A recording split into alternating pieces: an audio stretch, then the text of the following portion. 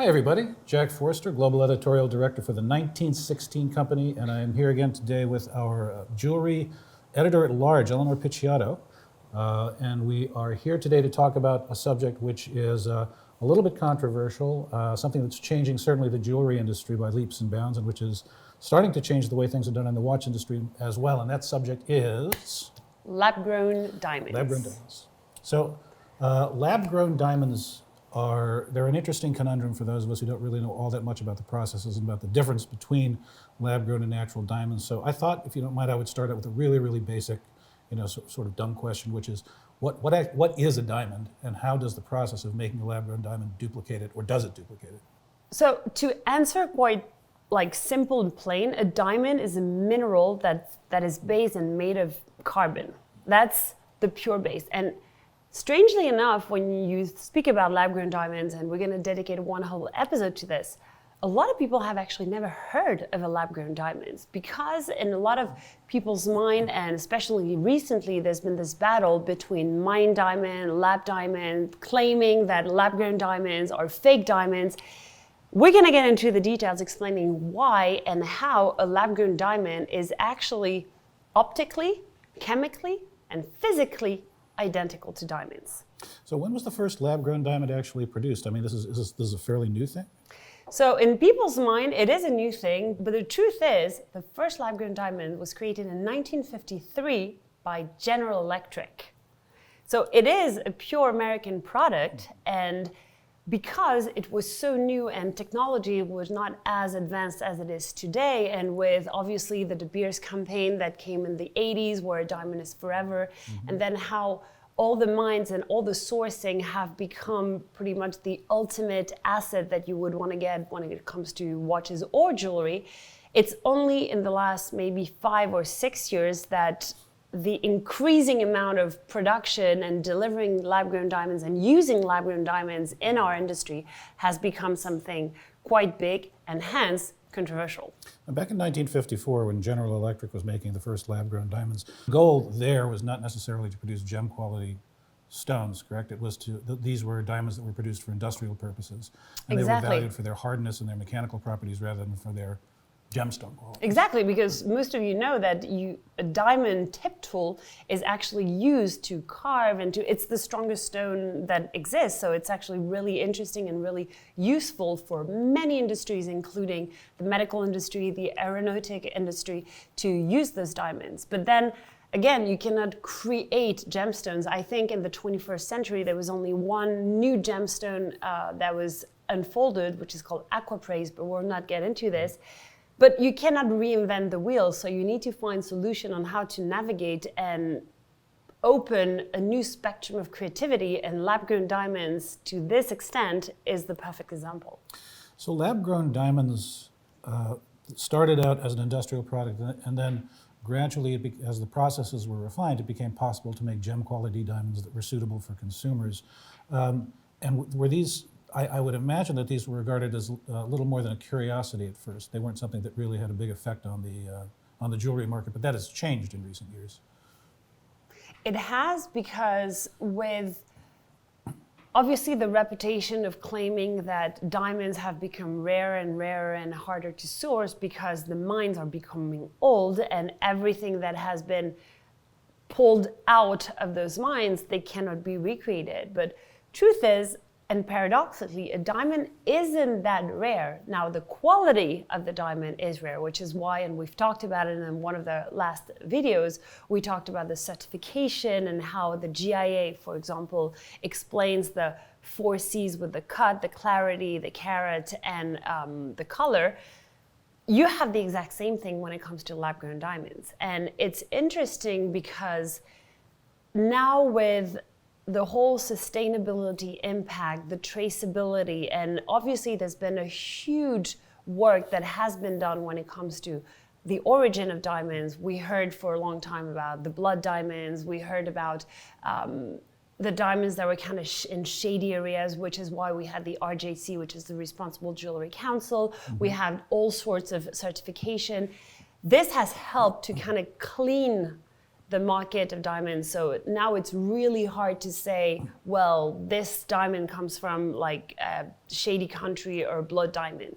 It really is what the people have been wanting to know, to hear, and to invest on. And on a brand side of things, obviously there's the traceability standpoint, but also they wanted to keep up with what's happening in the world. People want to use more vintage, or, I mean, and you know this better than anyone, the 1916 company has known this better than anyone as well, where there's this sort of nostalgia, or just the way we live, the way we want to consume things, where instead of buying something, we can play on something that is maybe slightly different, slightly more modern, slightly more affordable, slightly less impactful on the environment. And that's when lab-grown diamonds come into place.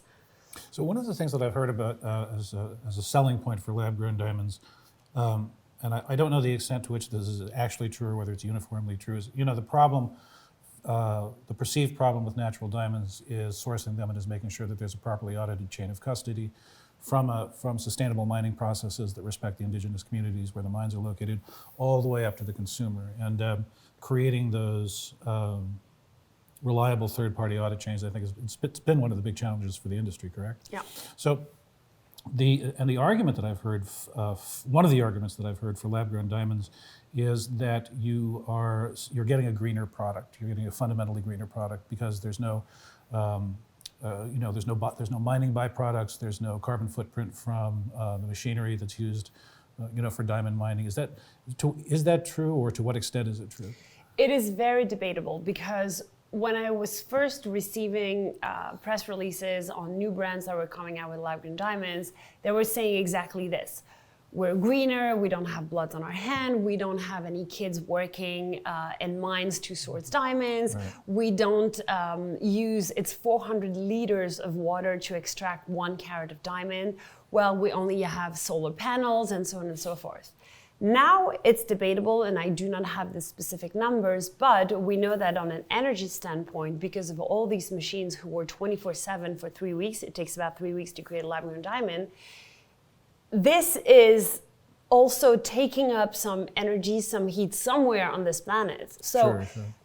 Saying that one is better than the other one is debatable, because yes, one is using more water, the other one is using more electricity. So which one is it better? Now, the second argument that we hear most of the time is, yes, it is more affordable, but it shouldn't be the argument. It shouldn't be the reason why you go for lab-grown or you invest in lab-grown.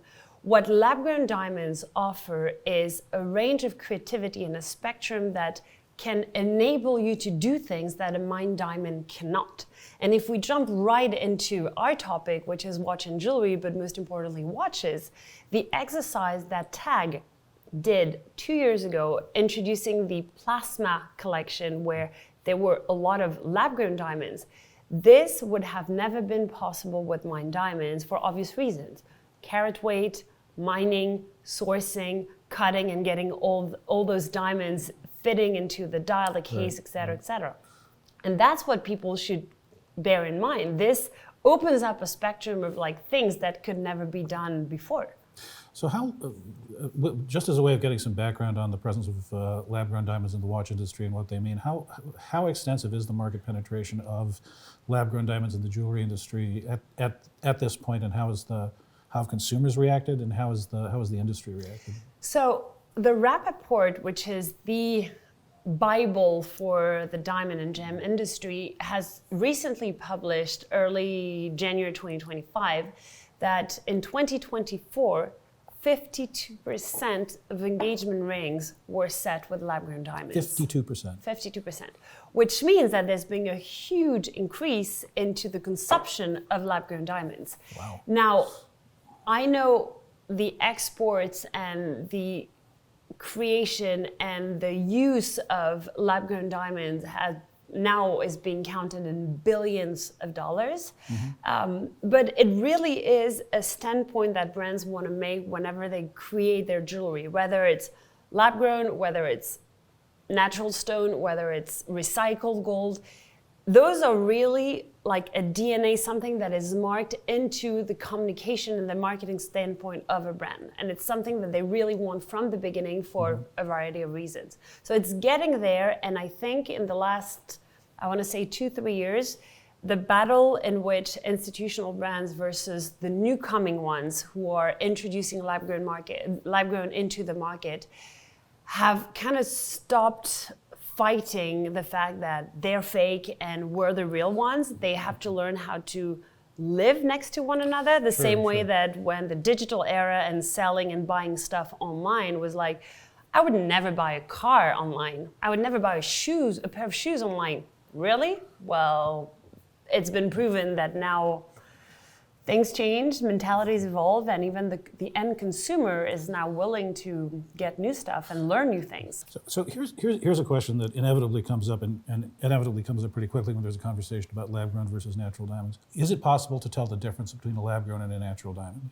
It's impossible. Not even under a ×10 microscope.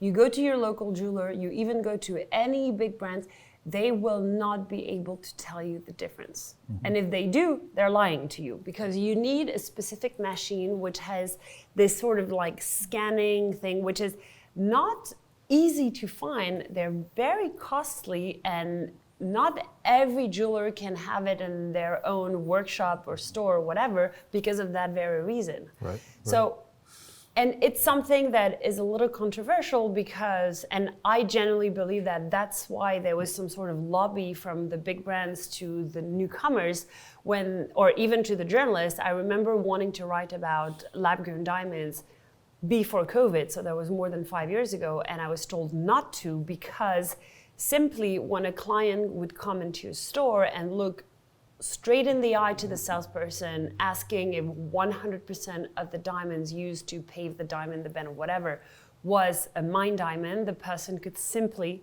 not tell you yes or no. Simply because the chain of command from the mine all the way to the piece of jewelry on your finger or whatever part of your body, there was just so many people in the process that somebody in between might have switched just a tiny portion of diamonds in what we call the law of Millet, which are the thousands of tiny diamonds that you have on pretty much a lot of pieces of jewelry. Up to 15 to 20% lab-grown diamonds were found mixed in between natural diamonds. And it's until all the big brands were equipped with this scanning machine that were back in the days, a few years ago, not easy to get your hands on. Now they can prove and admit 100% and claim that they're mine diamonds because they check everything. But it has added one more step into the transparency, and it's not because they were trying to hide anything. It's just that's how the market works. So it sounds like theoretically there is a way to tell the difference between a mine diamond, so-called natural diamond. Yeah, but it requires a scanning apparatus, which until fairly recently has not been widely available. So, and practically speaking, you can't equip every jewelry store that has walk-in clients, with this extremely expensive device. So, having an established sort of chain of custody for natural diamonds and also an established chain of custody for lab-grown is important to the consumer, if the distinction is important to the consumer, which gets us into the subject we were talking about earlier, which is cultured pearls versus natural pearls. And correct me if I'm mistaken, but my recollection is that after Mikimoto invented the process for creating cultured pearls back in the 1920s, the pearl market collapsed. And one of the best examples that I can think of is the value of the pearl necklace that Maisie Plant was given, the Cartier necklace, which was worth a tiny fraction of its actual value when it was auctioned after her death. But today, we've more or less accepted both natural and cultured pearls in the market, and neither one really seems to threaten the other.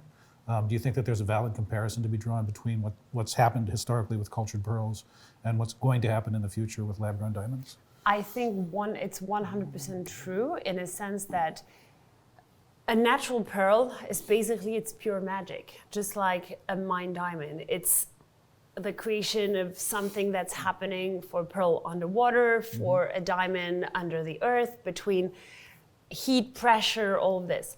Now, when it comes to lab-grown diamonds versus mine diamond, they're recreating the exact same process of how a diamond was created under earth versus above the earth. And I know what I'm going to say is going to be very controversial, but I'm still going to say it. And you know exactly what I'm going to be talking about. But I read an article in the Wall Street Journal a few years ago, which was really interesting. It was at the beginning where we were really talking and hearing about lab-grown diamonds, and how there was an analogy in which a lab-grown diamond was the equivalent of a baby created through the IVF process versus a mine diamond that was created under the earth. Truth is, the two babies are exactly the same. And when you introduce your baby, you don't say, hey, let me introduce you to my IVF baby. I mean, and yet it's the same thing. It's an interesting analogy because it's probably possible for people to get kind of hung up on the processes, right? Like, Yes. for instance, when you find a pearl in nature, that's one thing. If you actually introduce an irritant, which is what the nucleus is, Yes. into the muscle of a pearl and it starts to secrete nacre around it, it's an artificial process in a sense, but it's also still basically the same natural process that produces a pearl. Whereas to create a diamond, you have to take carbon and you have to subject it to temperature. Heat or temperature, yes. Yeah, extreme temperature and extreme pressure in order There's to get two the- ways of right. creating lab-grown. You've got HTHP, high temperature, high pressure, or chemical vaporization deposition, CVD. CVD, yeah. So it's the two ways of creating diamond, but HPHT is actually the most common one because it really recreates the same environment that the mine diamond has been created and how it was made. Right. And again, to go back to your original point, regardless of which of these two processes that you used, and despite the fact that you're not creating diamonds by digging a hole in the ground, burying the diamond under 1.5 miles of earth, and waiting 1 billion years, it's still a diamond. It's still structurally a diamond. It's still from a crystal structure standpoint, it's a diamond, and you actually have an opportunity. Because the process can be controlled, to create certain kinds of effects that would be difficult, if not impossible, to create with natural diamonds. And you can do it at a lower cost as well. So that gets us, by a very roundabout route, into the penetration of lab-grown diamonds into the watch industry. Yes. And you were talking about TAG Heuer before, so But the first one who actually introduced lab-growns into the market were Breitling. And they claimed that 100% of the diamonds that they were going to be using to set their bezel would be from now on lab-growns.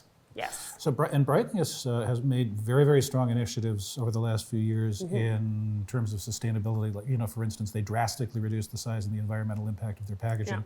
Yeah. And the narrative that they're weaving around lab-grown is that this is a more sustainable way of sourcing diamonds.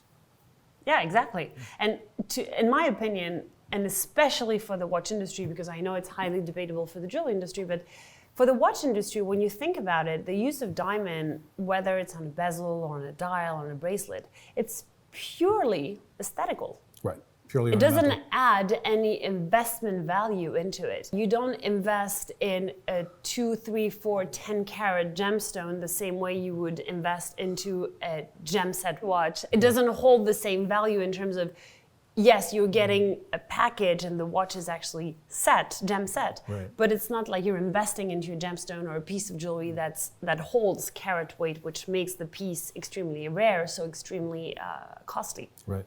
Does that include super, super high jewelry pieces like the stuff produced by Jacob & Co., or the stuff, to talk about traditional legacy watch brands? I always think of the Callista from Vacheron.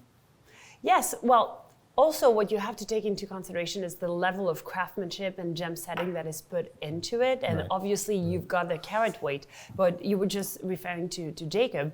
Jacob recuts every single stone in order to fit his design, the complication, and the amount and the level in which he's reached of how he uses gemstone in his watches are just mind-blowing, which is why Jacob was for a very long time Jacob the jeweler, because Sure. gemstones really is his thing. But back to the watch topic, you were talking about also reducing the environmental impact Oris has been doing this for many, many years. And they introduced earlier this year the Miss Piggy, the second chapter of the collaboration they did with the Muppet Show with the Disney license. And for the Miss Piggy watch at noon, they put this lab-grown emerald cut diamond index, and it's the very first time for them to use gemstones. And it just made sense for them to use a lab-grown. The same way that if you heard of ID Geneva, a brand that has created this new independent brand that's been upcoming into the market, and they've been using recycling material from the automotive industry, and it's only sustainable, recycled. Leonardo DiCaprio invested into the company the same way that he's invested into Diamond Foundry, probably the most famous lab-grown company in America, and we've heard of Diamond Foundry because of this. I think using lab-grown in watches should be the future for many, many, many obvious reasons.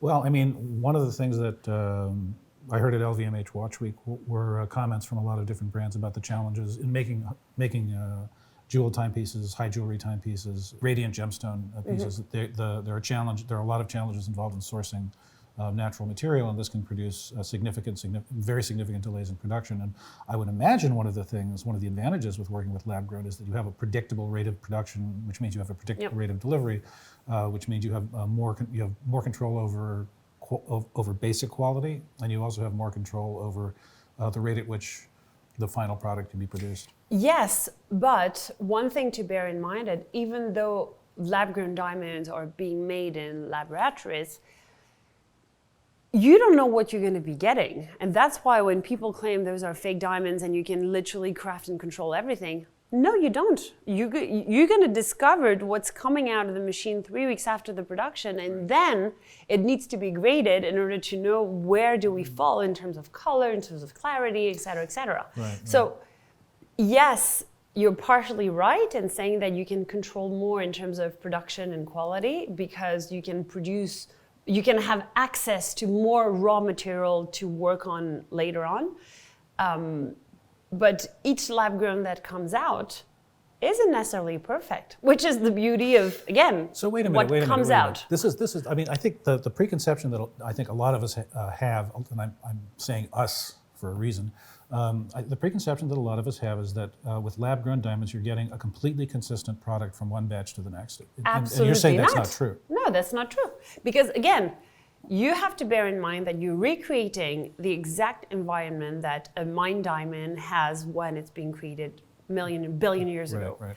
So by recreating this, the pressure, the carbon, the temperature, et cetera, then the magic happens, and then the product comes out, but you have no control. It's not like you can play around. It's like, oh, I want it more white, I want a yellow, or this or that. Then it comes out, and you say, that's a D, that's an F, that's an... So you need to grade it, and you need to see what's out there. Now, because you can produce more raw material, then you can discard and this and that. But when it comes out, it's not perfect. And lest we forget, what comes out is not a consumer-ready stone. It still needs to be. It needs to be graded. Rough it needs stone. to be cut. It needs to be faceted. It needs to be polished. It needs to be evaluated for appropriate cut, for the appropriate depth of the cut. You still need to think about how to optimize the optical properties of the stone when you cut it. Absolutely. So all of the same basic problems that you have when evaluating a natural diamond, you have when evaluating. You have exactly the same problems with lab growns. LVMH has invested in lab-grown diamonds. One of the first kind of manifestations of this partnership, it was to try to remember the entire name, the TAG Heuer Chronograph Tourbillon Diamant, I think, it's approximately the correct name.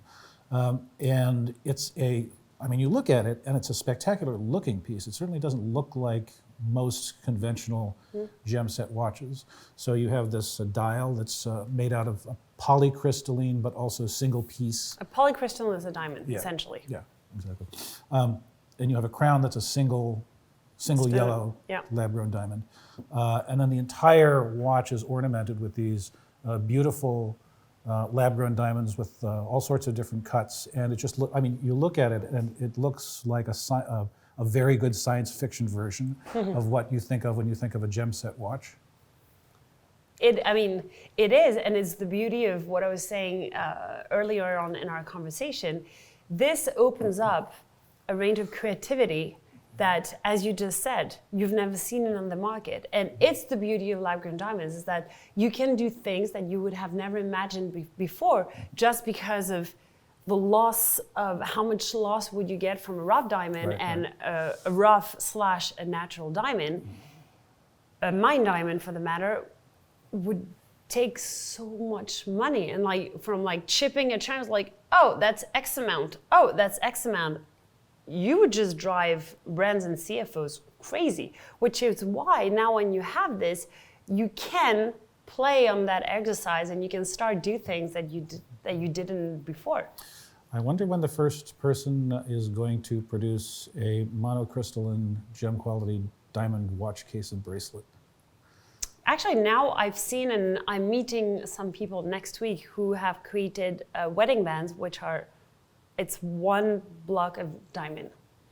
That could be interesting. Well, if you can do it with a ring, I suppose theoretically you could do it with a watch.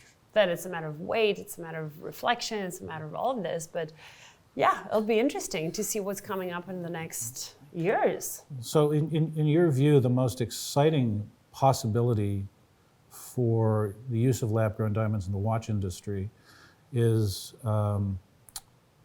really the creative potential that it unlocks. Yeah, and 100%. Doing something like TAG Heuer did with that particular watch would have been extremely difficult if they wanted to rely on natural diamonds.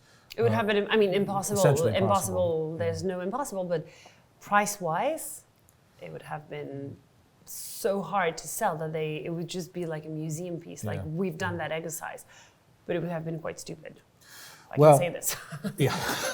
Well, it's going to be very interesting to see what the future brings. I think it's probably fair to say that we're just seeing, especially with the TAG Heuer piece, what we're seeing now is just the tip of the iceberg in terms of 100%. the creative potential offered by lab-grown diamonds, and they are the shape of things to come. But I still want to emphasize, and that's something that the 1916 company has been, and that's why we're all here. Everything is about education and learning what is happening in our industry, whether it's watches or jewelry. And the lab-grown subject, which is, again, very controversial and very debatable, and I know a lot of people are going to hate me for it, but others will tell me, well, I've learned quite a lot of things, and it's exactly why I want to keep pushing and keep talking about lab-grown diamonds, because as you said, it's the tip of the iceberg. We're going to need to navigate through them. We're going to need to learn how to work with them and play with them and create things with them. Sure. But in order to fully know how to talk about it, we need to understand and we need to be educated on the subject. And there's been so many things here and there, and we hear and read so many things here and there that we need to state the truth and just give out what is what, and then people will just make their own choices. Yeah, I guess, There's a saying, the genie's not going back in the bottle. But genies can grant wishes as well. So that is very true. We'll see. Well, thank you very much, Eleonor. Thank you very much, Jack. Really interesting. And please let us know if you have any other question. We'll be very happy to answer them separately on our accounts or even on stories, because again, I'm really sure a lot of people would be very interesting to learn more, even though they might not be investing in them. It's always good to know what's out there. Absolutely. Thanks again, Eleonor, and thank you folks for joining us, and we'll see you soon.